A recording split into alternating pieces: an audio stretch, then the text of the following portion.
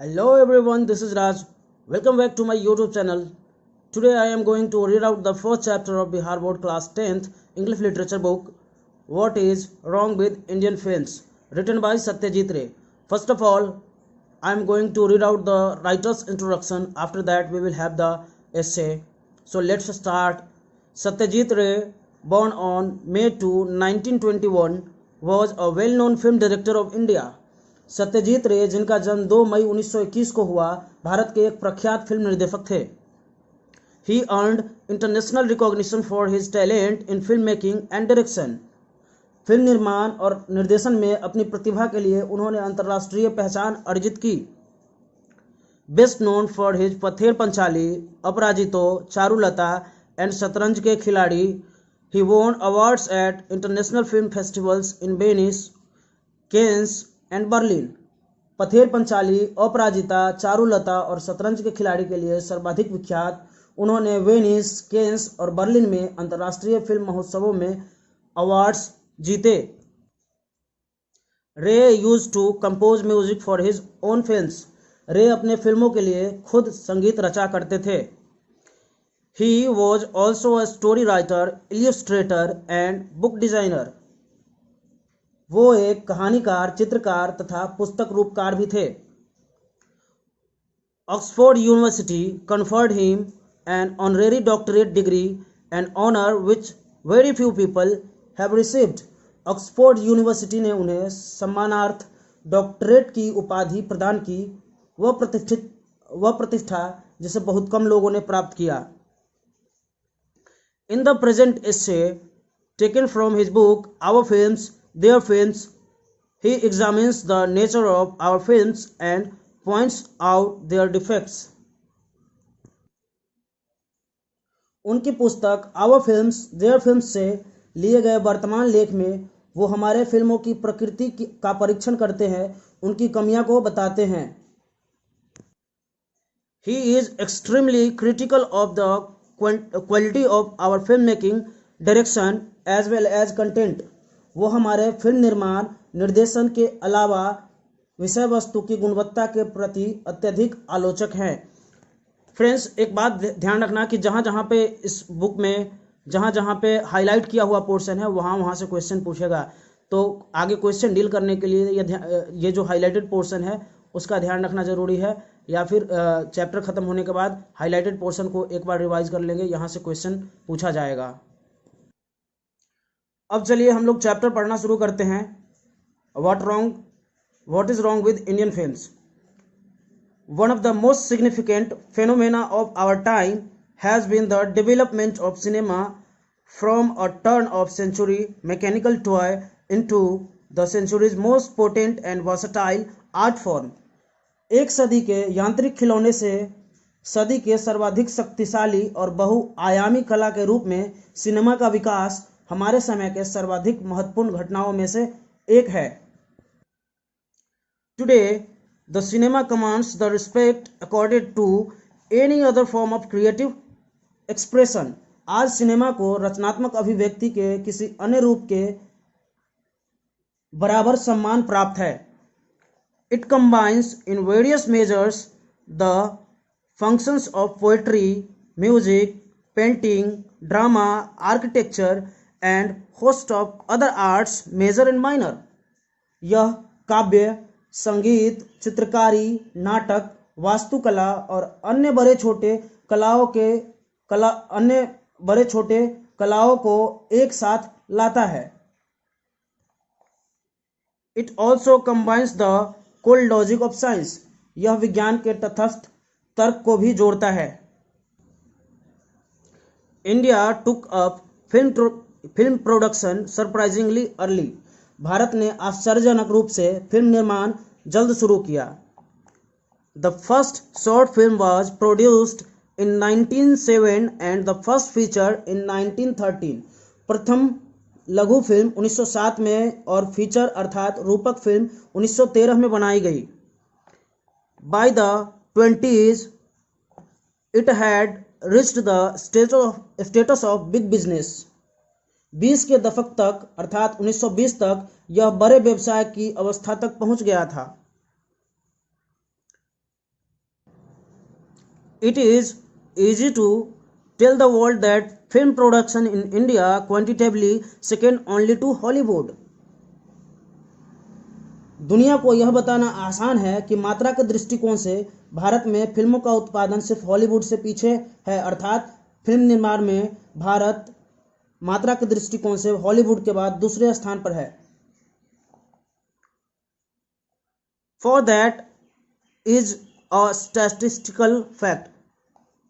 क्योंकि यह एक सांख्यिकीय तथ्य है. But can the same be said of quality? लेकिन क्या इसके गुण के बारे में भी यही कहा जा सकता है? Why are our films not shown abroad? हमारी फिल्में बाहर विदेशों में क्यों दिखाई नहीं जाती? It is solely because India offers a potential market for her own products.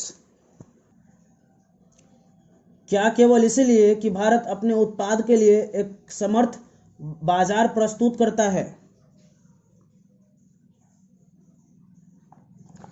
और are we just plain ashamed of our films? या हम लोग अपने फिल्मों से शर्मिंदा हैं? To anyone familiar with the relative standards of the best foreign and Indian films, the answers must come easily. सर्वोत्तम विदेशी और भारतीय फिल्म के सापेक्ष स्तर से परिचित किसी के लिए उत्तर आसानी से प्राप्त हो सकता है. जो व्यक्ति विदेश के सर्वोत्तम फिल्म और भारत के सर्वोत्तम फिल्म के बीच को फर्क को जानता है, उसके लिए उत्तर निकालना काफी आसान है. Let us face the truth. हम लोग सच्चाई का सामना करें. There has yet been no Indian films which could be acclaimed on all counts. अभी तक कोई भी ऐसे फिल्म नहीं है जिसको हर एक पहलू पे अच्छी कहा जाए. Where other countries have achieved, we have only attempted, and that too not always with honesty. जहाँ पूरी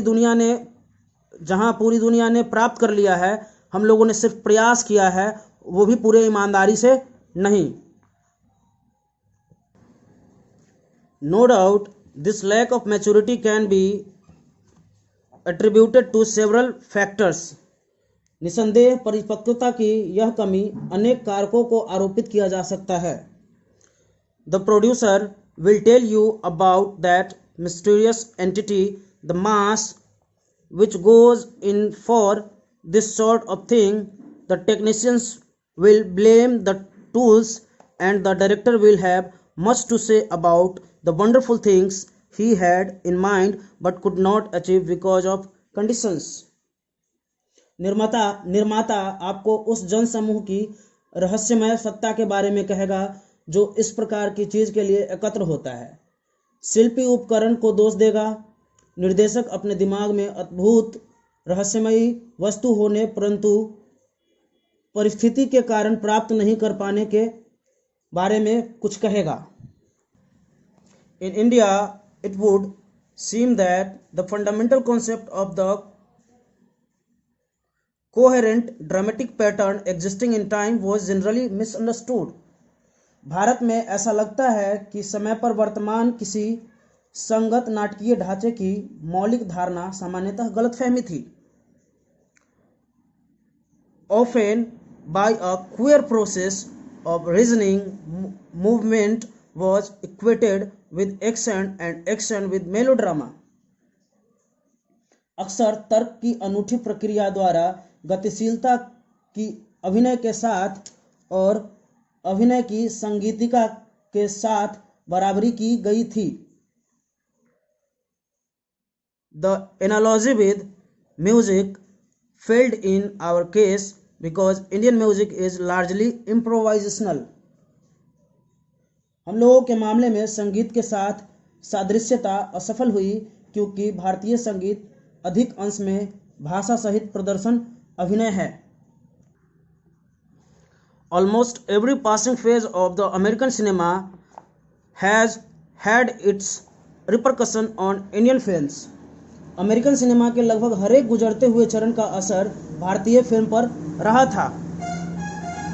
Stories have been written based on Hollywood successes and cliches preserved with care. Hollywood की सफलताओं के आधार पर कथाएं लिखी गई और पुराने विचार सावधानीपूर्वक संरक्षित किए गए हैं। Even where the story has been a genuinely Indian one, the background music has revealed an irrepressible penchant for jazz idioms. हर जगह कथाएं प्रामाणिक रूप से भारतीय रही है। पार्श्व संगीत ने आज संगीत के मुहावरों के लिए अदम्य रुझान प्रकट किया है।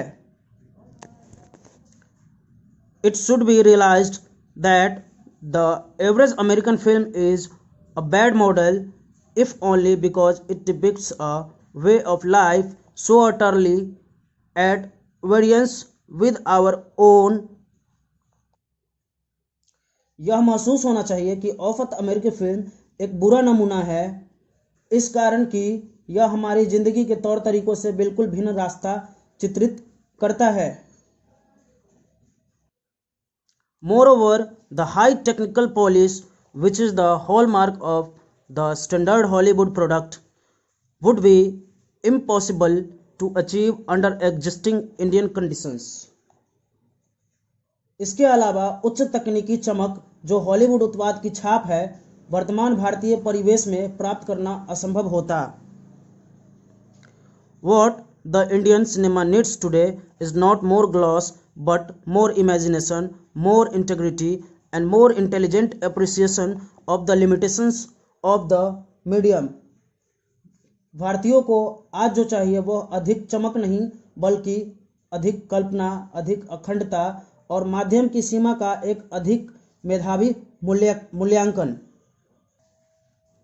After all, we do possess the primary tools of filmmaking. अंततः हम लोगों के पास फिल्म निर्माण की प्राथमिक उपकरण तो है। The complaint of the technicians, notwithstanding mechanical devices such as the crane shot and the process shot are useful but by no means indispensable. शिल्पकारों की शिकायत के बावजूद क्रेन शॉट, प्रोसेस शॉट जैसी यांत्रिक युक्तियां उपयोगी है किंतु किसी प्रकार अनिवार्य नहीं। What our cinema needs above everything else is style and idiom, a sort of iconography of cinema which would be uniquely and recognizably Indian. किसी भी चीज़ से अधिक जो हम लोगों की सिनेमा की आवश्यकता है वह है एक शैली, एक मुहावरा या बोली, सिनेमा के एक प्रकार की विशेष चित्रण विद्या जो खास ढंग से और स्वीकार्य रूप से भारतीय हो, मतलब कि भारतीय टाइप का जो दिखता हो। The majority of our films are replete with such visual dissonances, but the truly Indian film should steer clear of inconsistencies and look for its material in the more basic aspects of Indian life, where habit and speech, dress and manners, background and foreground blend into a harmonious whole. हम लोगों की अधिकांश फिल्में ऐसी दृश्य विसंगतियों से भरपूर है, किंतु सच्चे रूप से भारतीय फिल्म को ऐसी विसंगतियों से मुक्त होना चाहिए और भारतीय जीवन के अधिक मौलिक पहलुओं में इसकी सामग्री तलाशने चाहिए, जहां आदत एवं बोली, पोशाक एवं तरीके, पृष्ठभूमि और अग्रभूमि एक समरस संपूर्ण में मिल जाए। It is only in a drastic simplification of style and content that hope for the Indian cinema resides. यह मात्र शैली और विषय वस्तु के उग्र सरलीकरण में है कि भारतीय सिनेमा की उम्मीद निहित है। At present, it would appear that nearly all the prevailing practices to go against such a simplification. वर्तमान में ऐसा लगता है कि करीब सभी चालू कार्यप्रणालियां ऐसे सरलीकरण के विरुद्ध जाती है। Starting a production without adequate planning, sometimes even without a shooting script, penchant for convolutions of plot and counterplot rather than the strong, simple, unidirectional narrative. The practice of sandwiching musical numbers in the most unlyrical situations, the habit of shooting indoors in the country which is all landscape and at a time when all other countries are turning to the documentary for inspiration, all this stand in the way of evolution of distinctive style. बिना पर्याप्त योजना के निर्माण प्रारंभ करना, कभी कभी बिना लेख के फिल्म बनाना, दमदार सामान्य एक दिश कहानी की अपेक्षा कथानक और प्रतिकथानक के मरोड़ के लिए रुझान, सर्वाधिक असंगीतात्मक दशा में संगीतिक लय को बीच में रखने का अभ्यास, किसी देश में अंदर शूटिंग करने की आदत जो पूरा भूदृश्य होता है, और एक समय जब सभी अन्य देश प्रेरणा के लिए विवरणात्मक की ओर मुड़ रहे हैं, ये सभी विशिष्ट शैली के विकास के रास्ते पर खड़े होते हैं। There have been rare glimpses of enlightened approach in a handful of recent films. हाल के कुछ फिल्मों में ज्ञान संपन्न पहुंच की कुछ दुर्लभ झांकियां रही है। इप्टाज धरती के लाल is an instance of a strong, simple theme put over with style, honesty and technical competence. IPTA का धरती के लाल शैली, ईमानदारी और तकनीकी क्षमता के साथ सफलतापूर्वक अभिनय किया गया दमदार सरल अभिनय का उदाहरण है। संकर्ष, कल्पना and inimitable and highly individual experiment shows a grasp of filmic movement and a respect for tradition. Shankar की कल्पना, अनूठा और उच्च व्यक्तिगत प्रयोग फिल्म संबंधी गतिशीलता और परंपरा की सम्मान पर पकड़ दिखाता है। The raw material of a cinema is life itself. Cinema की कच्ची सामग्री स्वयं जीवन है। It is incredible that a country which has inspired so much painting, music and poetry should fail to move the filmmakers. यह अविश्वसनीय है कि कोई देश जिसने इतना अधिक चित्रकला और संगीत और काव्य को प्रेरित किया है, वह फिल्म निर्माता को प्रेरित करने में असफल हो। He has only to keep his eyes open and his ears. उसे केवल अपनी आंखें और कान खुला रखना है। Let him do so. उसे ऐसा ही करने दे। दोस्तों, इस प्रकार हमने इस चैप्टर को पूरा पढ़ लिया है। इस चैप्टर में देखा हमने कि सत्यजीत रे ने भारतीय फिल्म की कमियां निकाली है। चैप्टर का हेडिंग ही था what is wrong with Indian films. Indian film के साथ क्या गलत है, अर्थात इंडियन फिल्म्स की कमियां क्या है, उस पर उन्होंने इस एसे में प्रकाश डाला था। दोस्तों, इस चैप्टर में कुछ ऐसे सेंटेंसेस का इस्तेमाल किया गया है जिसका हिंदी भी आपके हो सकता है कि दिमाग में ना आए, तो चिंता करने की कोई बात नहीं है। उसके जिस पोर्शन का हिंदी कॉम्प्लिकेटेड है या फिर जो सेंटेंस ज़्यादा कॉम्प्लेक्स है, उस सेंटेंस से क्वेश्चन नहीं पूछा जाएगा आपके एग्जाम में। वैसे इस चैप्टर से रिलेटेड अलग से क्वेश्चन आंसर भी के लिए अलग से वीडियो अवेलेबल होगा आपके लिए, उसको देख लेंगे, क्वेश्चन आंसर क्लियर कर लेंगे। अब चलते हैं वर्ड मीनिंग की तरफ, एक एक करके वर्ड्स देखना शुरू करते हैं। सबसे पहला वर्ड फेनोमेनॉन। ये फेनोमेना ये एक प्लूरल वर्ड है जिसका सिंगुलर वर्ड होता है फेनोमेनॉन। इसका मतलब होता है हैपनिंग्स, मतलब कि घटना। पोटेंट मीन्स पावरफुल, शक्तिशाली। Versatile means command over many qualities, बहुत सारे गुणों पे कमांड रखना, मतलब कि बहुआयामी। Architecture art and science of building, बनाने की कला और विज्ञान, मतलब कि वास्तुकला। स्टैटिस्टिकल कलेक्शन ऑफ इंफॉर्मेशन, सांख्यिकीय। पोटेंशियल इनर एबिलिटी, आंतरिक सामर्थ्य। आंतरिक क्षमता, इसको पोटेंशियल कहते हैं। अक्लेम्ड, अप्रूव्ड, अपलॉडेड, प्रशंसित।